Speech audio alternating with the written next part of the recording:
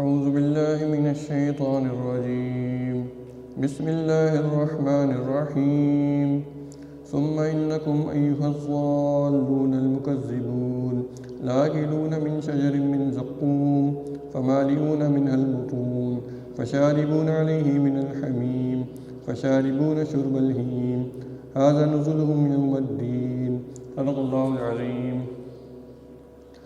پھر اے گمراہو اور جھٹلانے والو، تم زقوم کے درخت کی غذا کھانے والے ہو، اسی سے تم پیٹ بھرو گے اور اوپر سے کھولتا ہوا پانی تونس لگے ہوئے اونٹ کی طرح پیو گے۔ یہ ہے ان بائیں بازو والوں کی ضیافت کا سامان روز جزا میں۔ یہاں پہ اللہ تعالیٰ زقوم کے درخت کے بارے میں بتا رہا ہے کہ جہنم میں کون سا درخت ہوگا اور اس درخت کا کیسا ایک پھل ہوگا۔ قرآن میں اللہ تعالیٰ نے بتایا بار بار۔ زقوم کا درخت جہنم کی تہہ میں اگنے والا ایک درخت ہے جو جہنمیوں کو کھانے کے لیے دیا جائے گا۔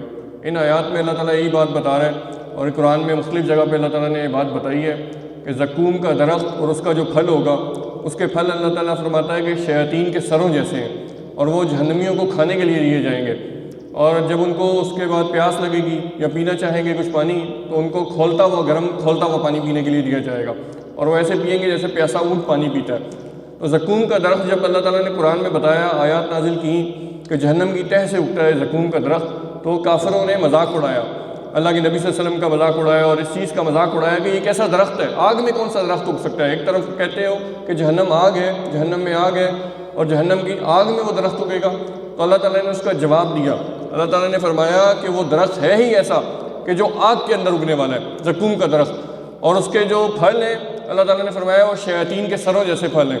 اور اس کے بارے میں رسول اللہ صلی اللہ علیہ وسلم نے فرمایا کہ زقوم کے درخت کا جو پھل ہے، اس کا ایک قطرہ اگر اس دنیا میں ڈال دیا جائے تو یہ پوری کی پوری زمین اس دنیا کی بنجر ہو جائے، اور اس میں ایک بھی اناج اور غلہ نہ ہوگے۔ ایک قطرہ صرف اگر زقوم کے پھل کا نچوڑ کے اس دنیا میں ڈال دیا جائے، اور وہ زقوم کے درخت کا پھل جہنمیوں کو کھانے کے لیے دیا جا رہا ہوگا۔ اور جہنم وہ اللہ تعالیٰ کا عذاب ہے جو اللہ تعالیٰ اپنے نافرمانوں کو دے گا، کافروں کو، مشرکوں کو، باغیوں کو، منافقوں کو اور مجرم مسلمانوں کو اللہ تعالیٰ جہنم کا عذاب دے گا اور جہنم میں ڈالے گا۔ اور وہاں پہ پینے کے لیے جب وہ زقوم کا درخت کھائیں گے لوگ، اس کے پھل کھائیں گے، کانٹے دار وہ پھل ہوگا، اس کا پھل کھانے سے ان کے گلے میں وہ پھنسے گا، گلے میں پھنسے گا، یا ان کو پیاس لگے گی تو وہ پانی پینے کے لیے مانگیں گے۔ ان کو اللہ تعالیٰ فرماتا ہے کھولتا ہوا، ابلتا ہوا، کھولتا ہوا پانی پینے کے لیے دیا جا رہا ہوگا، اور پانی کے ساتھ ساتھ ان کو کھولتا ہوا تانبا، پگھلا ہوا کھولتا ہوا تانبا پینے کے لیے دیا جائے گا۔ اور مزید قرآن میں آتا ہے کہ ان کو کھولتا ہوا تیل پینے کے لیے دیا جائے گا۔ یہ پینے کے لیے چیزیں دی جا رہی ہوں گی۔ اسی طرح جہنمیوں کو جہنم میں زخموں کا دھون ان کو پینے کے لیے دیا جا رہا ہوگا، جو زخموں کا پیپ ہوتی ہے، پیپ جہنمیوں کی پیپ جو اکٹھی ہوئی ہوگی وہ ان کو پینے کے لیے دی جا رہی ہوگی۔ اور اسی طرح پسینہ جو ہوگا جہنمیوں کا، بدبودار پسینہ اکٹھا کر کے ان جہنمیوں کو پینے کے لیے دیا جا رہا ہوگا۔ اب یہ جہنمی کون لوگ ہوں گے؟ ہم لوگ سوچیں خدا نہ خواستہ ہم اگر ان لوگوں میں شامل ہوئے جو جہنم میں جانے والے ہوئے تو ہمارا کیا بنے گا؟ ہمیں یہ زقوم کا درخت اور زقوم کا پھل کھانے کے لیے دیا جا رہا ہوگا، ہمیں پینے کے لیے کھولتا ہوا ابلتا ہوا پانی، تانبا، تیل، پیپ اور پسینہ پینے کے لیے دیا جا رہا ہوگا، اور اوپر سے آگ، مسلسل آگ کا عذاب ہوگا، آگ ہی آگ ہوگی، ہر جگہ آگ۔ قرآن میں اللہ تعالیٰ فرماتا ہے کہ ان کے نیچے بھی آگ ہوگی، ان کے اوپر بھی آگ ہوگی، اور ان کو آگ سے ڈھانپ دیا جائے گا پورا کا پورا۔ تو یہ جہنم کے عذاب ہیں جو اللہ تعالیٰ جن کے بارے میں بتا رہا ہے۔ لیکن یہ جہنم کے عذاب اور جن جہنمیوں کو دیے جائیں گے نا، اب ہمیں اس جسم کے ساتھ آگ کا عذاب دیا جائے تو ہمارا جسم فوراً جل جائے گا، ختم ہو جائے گا، اور تھوڑا سا عذاب اور تھوڑی سی تکلیف ہوگی۔ اللہ تعالیٰ نے جہنم کا عذاب پرفیکٹ بنایا ہے۔ جس طرح ہم نے پچھلے جمعے کو سنا نا کہ جنت کے بارے میں، کہ جنت بھی اللہ تعالیٰ نے جنت اور جنت کی نعمتیں پرفیکٹ بنائی ہیں، اسی طرح جہنم اور جہنم کا عذاب بھی اللہ تعالیٰ نے پرفیکٹ بنایا ہے۔ یہاں پہ اللہ تعالیٰ جہنمیوں کے جسم بہت بڑے کر دے گا۔ جہنمیوں کے جسم اتنے بڑے ہو جائیں گے کہ اللہ تعالیٰ، نبی صلی اللہ علیہ وسلم کی حدیث ہے کہ اللہ تعالیٰ جہنمیوں کی جو کھال ہے، کھال کی 3 دن کی مسافر کی مسافت کے برابر کھال ہو جائے گی جہنمیوں کی، یعنی ایک مسافر 3 دن تک سفر کرتا رہے، اتنی چوڑی اس کی کھال ہو جائے گی ایک جہنمیوں کی۔ اور جہنمیوں کے جو دانت ہوں گے، ان دانتوں میں سے ایک دانت احد پہاڑ کے برابر ہوگا۔ رسول اللہ صلی اللہ علیہ وسلم نے فرمایا احد پہاڑ بھی کوئی جائے سعودی عرب اور وہاں پہ دیکھے، 7 کلومیٹر چوڑائی ہے احد پہاڑ کی، 7 کلومیٹر تک، اور ایک دانت جہنمیوں کا احد پہاڑ کے برابر ہوگا، اور اسی طرح باقی سارے دانت اس احد پہاڑ کے برابر ہوں گے، اور اسی طرح جہنمیوں کے سر اتنے بڑے ہوں گے، ان کے جسم اتنے بڑے ہو چکے ہوں گے۔ اس کی کیا وجہ ہے؟ اس کی وجہ یہی ہے کہ اگر اس جسم کے ساتھ ہمیں آگ کا عذاب اور دیگر عذاب دیے جائیں تو یہ فوراً ختم ہو جائے، پھر بنایا جائے گا۔ عذاب کی شدت بڑھانے کے لیے کہ ان کی کھال اتنی چوڑی ہو جائے گی کہ جلتا رہے گا، جلے گا، عذاب پہ عذاب، جتنا اندر آگ جاتی جائے گی، جتنا جلتا جائے گا اتنا عذاب بڑھتا چلا جائے گا، اور اس کو مزید تکلیف ہوگی، مزید شدت کا اس کو عذاب محسوس ہوگا۔ تو یہ اللہ تعالیٰ جہنم کا عذاب ان کافروں کے لیے رکھے گا، ان مجرموں کے لیے رکھے گا، ان اپنے نافرمانوں کے لیے رکھے گا کہ جو اللہ تعالیٰ کی نافرمانی کرتے تھے اس دنیا میں، اور اس قیامت کے دن سے پہلے اس دنیا میں اللہ تعالیٰ کی نافرمانی کر رہے ہیں۔ تو یہ اللہ تعالیٰ نے جہنم بنائی ہے، اور جہنم کو جب اللہ تعالیٰ قیامت والے دن لائے گا، قیامت والے دن جب جہنم آئے گی تو جہنم کو 70,000 زنجیروں سے باندھا ہوا ہوگا۔ 70,000 زنجیریں جہنم کو باندھی ہوئی ہوں گی، اور جہنم ایک زندہ چیز ہے، ایک بلا ہے، بہت بڑی خطرناک قسم کی بلا ہے۔ اب جہنم کتنی بڑی ہے اندازہ لگائیں، 70,000 زنجیریں بندھی ہوئی ہوں گی جہنم کو، اور ہر زنجیر کو 70,000 فرشتوں نے پکڑا ہوا ہوگا، ہر زنجیر کو 70,000 فرشتوں نے پکڑا ہوا ہوگا۔ اس کا مطلب کیا ہوا؟ اس کو اگر ہم ضرب دیں تو جہنم کو تقریباً 5 ارب فرشتوں نے پکڑا ہوا ہوگا، 4 ارب 90 کروڑ 5 ارب فرشتوں نے جہنم کو پکڑا ہوا ہوگا، پھر بھی جہنم قابو نہیں آ رہی ہوگی۔ اتنی بڑی اللہ تعالیٰ کی جہنم جو اللہ تعالیٰ نے بنائی ہے، پھر بھی غرا رہی ہوگی، جہنمیوں کو دیکھ رہی ہوگی کہ جن کے بارے میں جہنم کا فیصلہ ہونے والا ہوگا، اور جو مجرم ہوں گے ان کو دیکھ رہی ہوگی۔ اور جیسے ہی جہنم قیامت والے دن آئے گی، تمام کی تمام امتیں، تمام کی تمام انسانیت اور جن گھٹنوں کے بل گر جائیں گے وہاں پہ، اور اپنے سر نیچے جھکا لیں گے کہ جہنم ہماری طرف نہ دیکھ لے، کیونکہ جہنم قیامت والے دن جس کو دیکھے گی وہ شخص جہنمی ہوگا، اللہ کا نافرمان ہوگا جس کو وہ دیکھے گی، جنتیوں کو وہ نہیں دیکھ رہی ہوگی۔ تو لوگ اپنے سر نیچے کر لیں گے، آنکھیں نیچے کر لیں گے کہ جہنم ہمیں نہ دیکھ لے، ہمیں نہ دیکھ لے، اور اپنا بوجھ جسم کا برداشت نہیں کر پائیں گے اس جہنم کو دیکھ کے، اور گھٹنوں کے بل گر جائیں گے۔ تو جہنم کو فرشتوں نے قابو کیا ہوا ہوگا، اور وہ قابو نہیں آ رہی ہوگی۔ حالانکہ اللہ تعالیٰ کے فرشتے کتنے بڑے ہیں، اللہ تعالیٰ کے فرشتے اتنے بڑے ہیں کہ ایک فرشتہ اور ایک فرشتے کے ایک پر اگر اس دنیا میں مارا جائے تو یہ دنیا تہس نہس ہو جائے پوری کی پوری، ایک پر صرف۔ اور فرشتوں کے پتہ نہیں کتنے پر ہوتے ہیں، حضرت جبرائیل علیہ السلام کے بارے میں حدیث میں آتا ہے ان کے 600 پر ہیں، اسی طرح دیگر فرشتوں کے بھی بہت سارے پر ہوتے ہیں۔ تو ان 70,000 زنجیروں پر، ہر زنجیر پر 70,000 فرشتہ، 4 ارب 90 کروڑ فرشتوں نے، تقریباً 5 ارب فرشتوں نے جہنم کو پکڑا ہوا ہوگا۔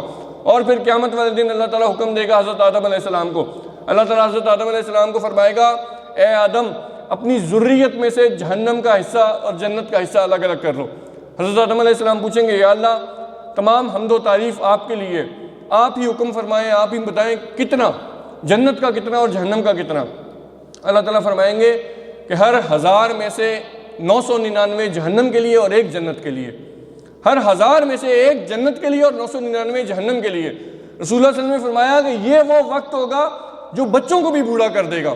جب یہ بات ہوگی اور یہ اعلان ہوگا اور یہ حکم ہوگا، بچے بھی بوڑھے ہو جائیں گے، بچوں کے بھی اس پریشانی سے، اس غمناک خبر سن کے بچوں کے بال بھی سفید ہو جائیں گے۔ سورہ مزمل میں آتا ہے کہ بچے بھی بوڑھے ہو جائیں گے اپنی اس غم سے۔ ہم کہتے ہیں نا دنیا میں میرے غموں میں بال سفید ہو گئے، غموں نے مجھے بوڑھا کر دیا ہے، غموں نے مجھے بیمار کر دیا ہے، تو وہاں پہ بچے بھی بوڑھے ہو جائیں گے اس خبر کو سن کے۔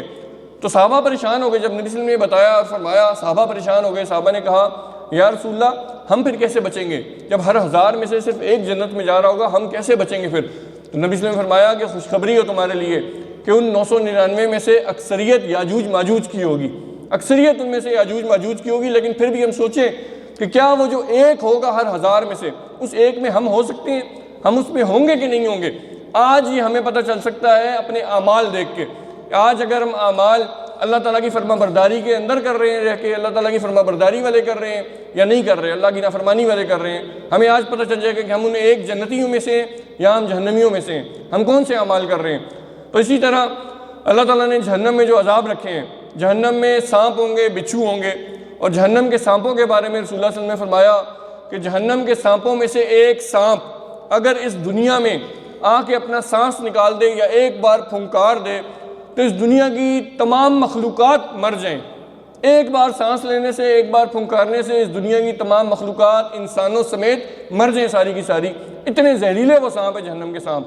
اور جہنم کی آگ کے بارے میں آتا ہے کہ جہنم کی آگ رسول اللہ صلی اللہ علیہ وسلم نے فرمایا کہ کالی ہے، کالی آگ ہے جہنم کی۔ اور اللہ تعالیٰ نے جب آگ کو بنایا تو 1000 سال تک جہنم کی آگ کو بھڑکایا، 1000 سال تک، تو جہنم کی آگ سفید ہو گئی۔ اللہ تعالیٰ نے مزید جہنم کی آگ کو 1000 سال تک بھڑکایا تو جہنم کی آگ لال ہو گئی، اور اس کے بعد اللہ تعالیٰ نے مزید 1000 سال تک جہنم کی آگ کو بھڑکایا اور جہنم کی آگ سیاہ ہو گئی، کالی ہو گئی۔ اور اس وقت جہنم کی آگ کالی ہے، کالی سیاہ آگ ہے کہ جو اللہ تعالیٰ کے نافرمانوں کو جلائے گی۔ تو جہنم کا عذاب ہے جس سے ہمیں پناہ مانگنی چاہیے، اور رسول اللہ صلی اللہ علیہ وسلم بھی جہنم کے عذاب سے پناہ مانگا کرتے تھے۔ نبی صلی اللہ علیہ وسلم دعائیں کیا کرتے تھے جہنم سے عذاب کے پناہ کی، اللہم اجرنی من النار، اللہم اجرنی من النار، اے اللہ مجھے جہنم کے عذاب سے بچا، اے اللہ مجھے آگ سے بچا، آگ کے عذاب سے بچا۔ اور اگر ہم اپنے ساروں کے لیے دعا کریں تو اللہم اجرنا من النار، اللہم اجرنا من النار۔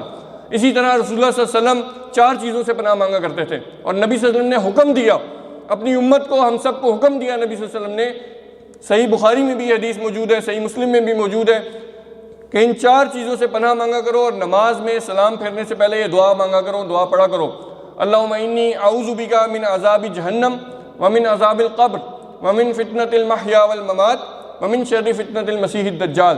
اے اللہ میں آپ کی پناہ مانگتا ہوں جہنم کے عذاب سے، اللہم انی اعوذ بک من عذاب جہنم، اے اللہ میں آپ کی پناہ مانگتا ہوں جہنم کے عذاب سے، ومن عذاب القبر، اور قبر کے عذاب سے، ومن فتنۃ المحیا والممات، زندگی اور موت کے فتنوں سے، جتنے فتنے زندگی اور موت کے ان سب سے آپ کی پناہ مانگتا ہوں، ومن شر فتنۃ المسیح الدجال، اور مسیح دجال کے فتنے سے اللہ میں آپ کی پناہ مانگتا ہوں۔ یہ دعا نبی صلی اللہ علیہ وسلم کیا کرتے تھے ہر نماز میں سلام پھیرنے سے پہلے، اور ہمیں بھی یہ حکم دیا کہ یہ دعا مانگا کرو۔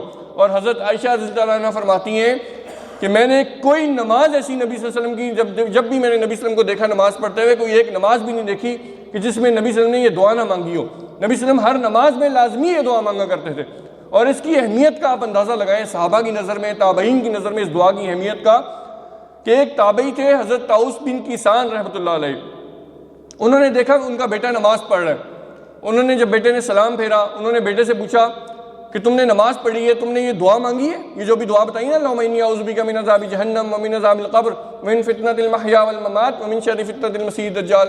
انہوں نے پوچھا تم نے دعا مانگی نماز میں؟ انہوں نے کہا نہیں، میں نہیں مانگ سکا۔ انہوں نے کہا جاؤ تم دوبارہ نماز پڑھو، تمہاری نماز نہیں ہوئی۔ انہوں نے کہا دوبارہ نماز پڑھو، یعنی اتنی اہم ہے دعا نماز کے اندر پڑھنی، اتنی اہم ہے ان 4 چیزوں سے پناہ مانگنا۔ رسول اللہ صلی اللہ علیہ وسلم نے حکم دیا ہے، رسول اللہ صلی اللہ علیہ وسلم کی سنت ہے، صحیح حدیث موجود ہے۔ اس کا یہ مطلب نہیں ہے کہ نماز نہیں ہوتی، ان کا اپنے بیٹے کو یہ بات کرنے کا مطلب یہ تھا کہ کتنی اہم ہے یہ دعا، ہمیں یہ دعا کیوں مانگنی ہے لازمی اپنی نماز کے اندر، نماز ہو جائے گی اس دعا کے بغیر بھی، لیکن وہ اہمیت بتانا چاہتے تھے بیٹے کو کہ اللہ کے بندے ان 4 چیزوں سے پناہ مانگو، اللہ تعالیٰ کی پناہ مانگو، جہنم کے عذاب سے، قبر کے عذاب سے، فتنوں سے اللہ تعالیٰ کی پناہ مانگو۔ تو اتنی ضروری ہے دعا اللہ تعالیٰ سے مانگنا، تو یہ دعا ہمیں نماز کے اندر مانگنی چاہیے، اس دعا کو یاد کرنا چاہیے، اللہ تعالیٰ سے دعائیں مانگنی چاہیے، رو رو کے نماز میں بھی، نماز کے علاوہ بھی، کیونکہ اللہ تعالیٰ ہی ہے جو بچا سکتا ہے ہمیں۔ جہنم کے عذاب سے ہمیں کون بچا سکتا ہے؟ کوئی بھی نہیں بچا سکتا اللہ تعالیٰ کے علاوہ۔ قبر کے عذاب سے ہمیں کون بچا سکتا ہے؟ اللہ تعالیٰ کے علاوہ کوئی بھی نہیں بچا سکتا۔ فتنوں سے ہمیں کون بچا سکتا ہے؟ اللہ تعالیٰ کے علاوہ کوئی بھی نہیں بچا سکتا۔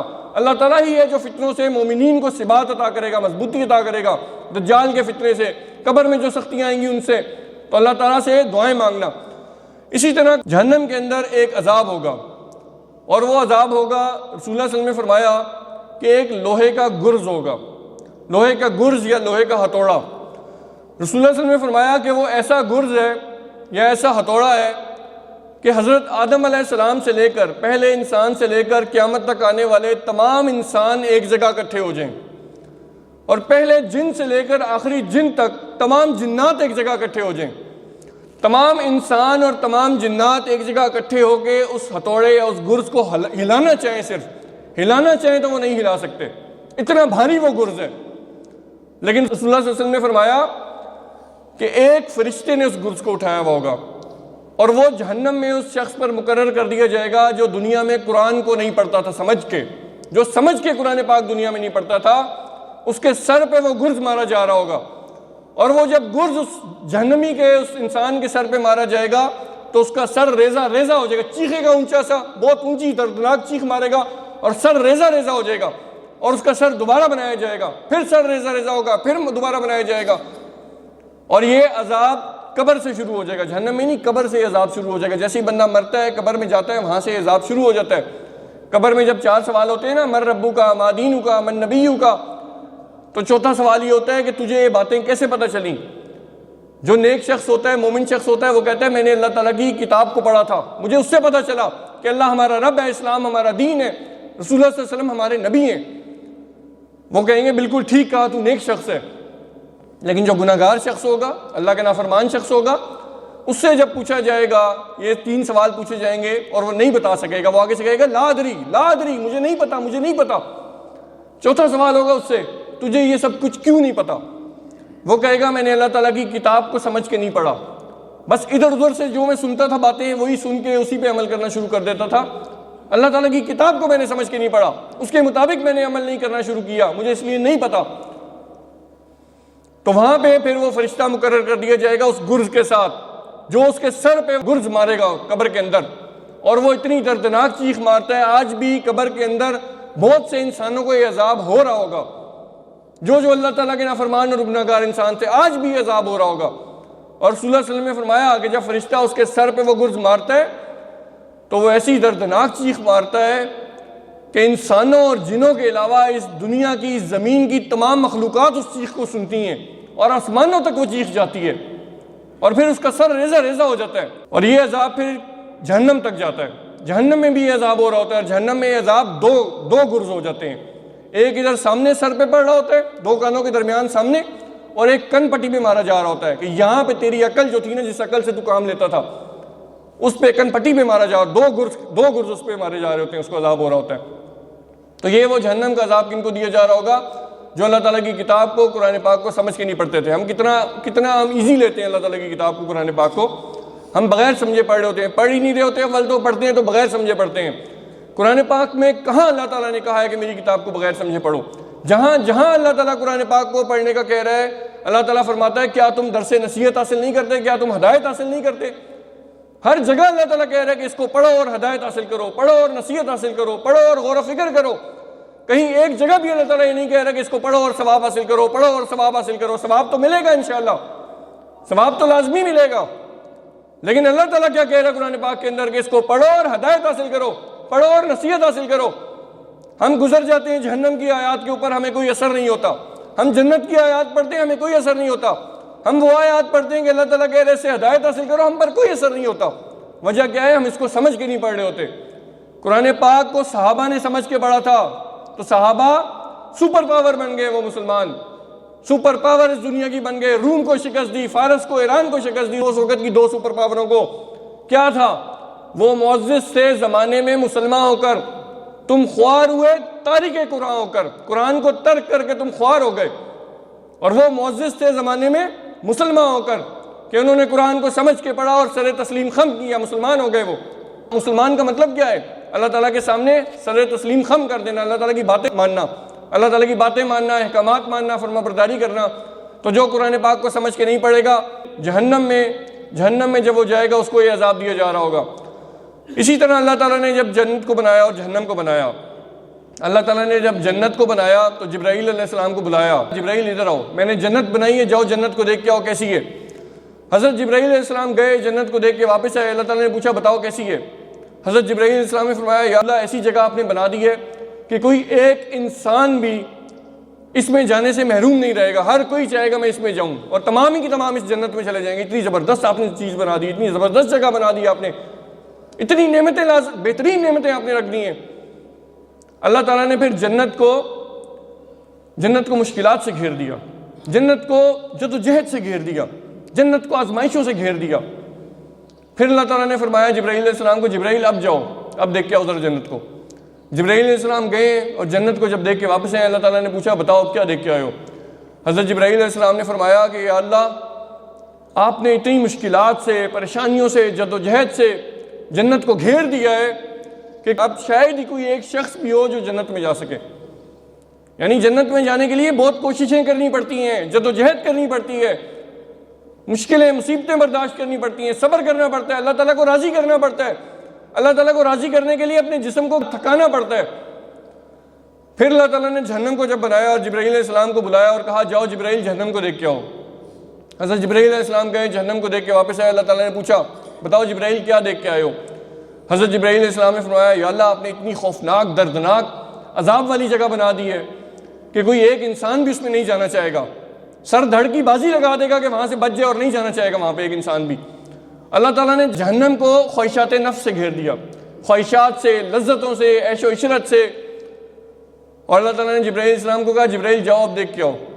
حضرت جبرائیل علیہ السلام گئے اور دیکھ کے جب واپس آئے تو اللہ تعالیٰ نے پوچھا جبرائیل بتاؤ کیا دیکھ کے آئے ہو اب؟ حضرت جبرائیل علیہ السلام نے فرمایا یا اللہ آپ نے اب جہنم کو ایسی چیزوں سے گھیر دیا ہے کہ شاید ہی اب کوئی ایک انسان بھی بچ پائے، ساری کی ساری انسانیت شاید جہنم میں چلی جائے گی۔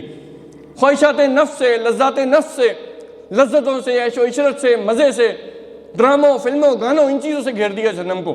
ہر کوئی وہ کام کرے گا کہ جہنم میں جا کے گرے گا۔ تو جہنم ان چیزوں سے گھری ہوئی ہے کہ جس سے ہمیں اپنے آپ کو بچانا ہے، لذتیں، خواہشات نفس۔ پھر قیامت والے دن اللہ تعالیٰ ایک جہنمی کو بلائے گا کہ جس کے بارے میں جہنم کا فیصلہ ہونا ہوگا یا ہو چکا ہوگا۔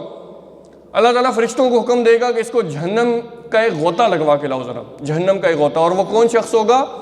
جس نے دنیا میں بہت ہی عیش و عشرت کی زندگی گزاری ہوگی، کروڑ پتی، لاکھ پتی، کروڑ پتی، ارب پتی بندہ ہوگا، عیش و عشرت کی زندگی، ناز و نعم کی زندگی، لذتوں کی زندگی، عیاشیوں کی زندگی گزاری ہوگی، کبھی غم پریشانی اس نے دنیا میں دیکھا ہی نہیں ہوگا۔